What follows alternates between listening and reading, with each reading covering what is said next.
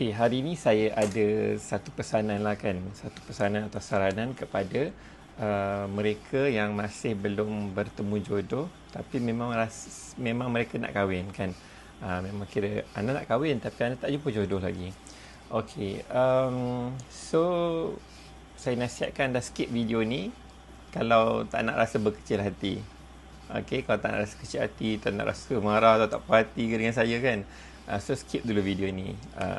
Okey, sebab nasihat saya ni dan saranan saya ni mungkin akan mengecilkan hati sesetengah pihak lah. Okey, so boleh skip dulu. Okey, boleh skip. Okey, apa yang saya nak sarankan adalah anda kena berhenti cari alasan. Kan? Kena berhenti cari alasan kenapa anda tak jumpa jodoh lagi. Kan? Anda berhenti untuk bagi sebab-sebab kenapa anda tak jumpa jodoh lagi. Tapi apa yang anda kena bagi sekarang, anda kena buat sekarang adalah anda kena cari jalan. Kan, anda kena cari jalan, bukan cari alasan. Okey, kalau tahu pun alasan ke, tahu sebab ke, punca ke apa, dan anda kena cari penyelesaian kepada benda-benda yang dah sebut tu. Okey. Sebabnya saya tengok kita pun lah, saya pun pernah mencari jodoh. Bila kita cari alasan, alasan kita tu suppose banyak yang tak valid, yang tak betul, yang tak boleh pakai lah kan. Contoh kalau contoh lelaki lah kan, lelaki dia cakap susah nak cari perempuan sekarang yang macam yelah hantaran nak tinggi lah, nak lelaki yang provider mindset lah, nak itulah, nak inilah kan. So diorang fikir perempuan semua yang macam tu lah kan, macam susah lah kan, duit tak ada apa semua. Bukan tak ada duit tak begitu banyak, tak begitu kaya raya kan. So susah nak cari perempuan yang boleh terima. Tapi kalau alasan macam tu valid kan, kalau alasan macam tu kira kukuh dan betul, kenapa kita dapat tengok dekat luar sana, sekeliling kita, ramai je wanita-wanita yang berkahwin tetapi hidup mereka tak senang lah kan. Taklah nampak senang, maksudnya bukanlah kaya raya. Mereka sanggup bersusah payah kan, berhujan dan berpanas kan, bersama pasangan mereka lah, untuk mencari rezeki kan. Yelah susah, kita tahu hidup diorang susah, hidup diorang struggle, mencabar. Kerja siang malam, kena bawa anak, berniaga ke, bekerja ke, kena bawa anak, susah hidup kan. Tapi ada je wanita macam tu kan. Kahwinnya diorang, maksudnya ada je wanita yang sanggup susah payah macam tu kan. Kita dapat tengok lah kan, kita tahu kan, tengok sekeliling kita. Berapa banyak pasangan-pasangan yang yelah, pasangan memang ada wanita, ada lelaki dan wanita, dan mereka hidup tak senang kan, taklah senang. Tapi mereka cukup lah, ada rezeki kan, ada anak-anak ada pendidikan, pergi belajar. So nak katakan dah tak ada lah wanita yang macam boleh terima lelaki yang macam mungkin kata gaji tak besar ke apa ke kan. Ada je kan.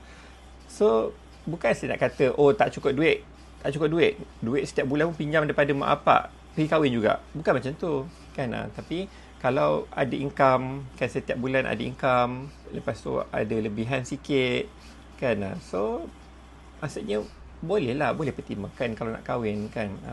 Maksudnya bila orang kata besar periuk besar kerak kan, kalau kata tak cukup duit, 50,000 gaji sebulan pun, kita tengok orang 50,000 sebulan pun boleh muflis kan, boleh tak cukup duit, boleh berhutang keliling pinggang, boleh kereta kena tarik. So dia lebih kepada bagaimana kita menguruskan duit yang kita ada kan, bagaimana kita menguruskannya kan. Okay, so itu satu contoh lah kan, satu contoh. Bagaimana kalau kita jadi katakan alasan perempuan sekarang sumpahan lelaki kaya-kaya je.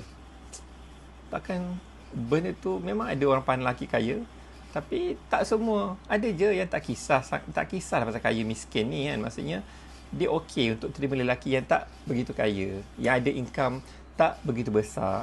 Memang ada kan. Tapi persoalannya kita lah pula, kita nak tak orang yang macam tu pula kan. Kalau kita pendapatan mungkin kecil, tapi kita pula nak demand macam-macam benda kan pada wanita. So macam mana kan. Alright. So begitu juga kalau dengan wanita. Wanita dia kata dia nak lelaki yang sekarang susah kata. Lelaki memang sekarang semua lelaki penipu, lelaki tak bertanggungjawab lah, lelaki kikis hidup perempuan lah, lelaki biawak lah. Tapi kalau kita tengok dekat track, dekat mana-mana sosial media ataupun sekeliling kita pun kan, sekeliling kita mungkin ada adik-beradik kan, mungkin 5-6 orang adik-beradik, sepupu sepapat kan. Adakah semua lelaki macam tu kan? Lelaki ramai je yang elok. Kalau kat track tu dia cerita macam wife to wife, apa sisi lelaki korang yang macam yang susah nak cari ke, susah jumpa, ataupun yang korang tak sangka-sangka kan. Berlambat-lambat benda-benda yang sangat baik suami buat untuk isteri dia kan, yang saya tengok pun macam wah, memang sangat terbaik ni lelaki ni kan. Apa yang diberikan, apa yang dipamerkan dan berikan kepada isteri dia. So lelaki tu ramai kat dunia ni. Ramai yang dah kahwin, ramai juga yang belum kahwin. So kita kena carilah kan, kita kena carilah lelaki macam tu. Tapi yelah, kita nak cari perempuan yang baik, nak jadikan isteri, nak cari suami yang lelaki yang baik, jadikan suami. Tapi kita kena tengok balik, memang kat luar tu ramai yang baik-baik, tapi adalah kita ni cukup baik tak untuk diorang kan? Kita berjaya tak menarik diorang?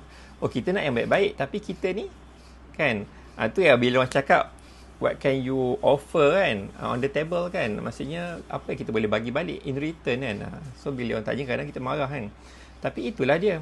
Kalau perempuan yang yelah yang elok kan, dia nak lelaki yang dia ada benchmark dia juga kan. Begitu je lelaki yang elok, dia ada benchmark, dia ada kat kriteria yang dia cari kan. Ramai yang nak, dia nak pilih yang terbaik lah kan. So kita kena stop bagi alasan, kita kena cari jalan penyelesaian kan. Apa je alasan kita bagi, kita tengok sekeliling, ramai je orang yang kira ada benda yang kita bagi alasan tu, tapi dia jumpa jodoh kan. So bagaimana? Dia bukan nak kata siapa salah, siapa betul, siapa teruk, siapa tak. Sekarang objektif utama kita nak kahwin, nak cari jodoh yang terbaik. So kita cari jalan, kita cari jalan penyelesaian. Apa yang perlu kita ubah, kita ubah. Apa yang perlu kita tambah, kita tambah. Apa kita perlu kurangkan, kita kurangkan. Kita kena buatlah something. Ada perubahan, ada tindakan yang berlaku. Kalau semua as a status quo, semua tak berubah as it is kan, daripada dulu sampai sekarang tak ada benda kita rasa kita patut berubah. Aku ada diri aku takkan berubah apa-apa. Dan apa kita nak harapkan untuk masa akan datang? Tindakan kita sama, perbuatan kita sama kan. Tapi kita nak harapkan, dah 5 tahun aku cuba dengan pendekatan ni, tak jumpa jodoh. So kita teruskan benda yang sama untuk 5 tahun akan datang. So adakah kita rasa kita boleh jumpa jodoh kan? Okay, so saya harap kita boleh pertimbangkan untuk melihat semula apa alasan-alasan kita sebab kita tak kahwin lagi, dan kita kena cari penyelesaian dia, overcome dia kan. Kena invalidate dia balik, kena tengok balik betul ke alasan ni valid ke tak. Kalau valid, apa aku perlu buat kan. Kenapa kalau alasan ni valid, kenapa orang lain pun ramai ada alasan macam ni, tapi dia jumpa je jodoh yang baik kan, jodoh yang elok kan. Okay, so hopefully kita dipermudahkan untuk proses pencarian jodoh kita, dan kita mendapat jodoh yang terbaik.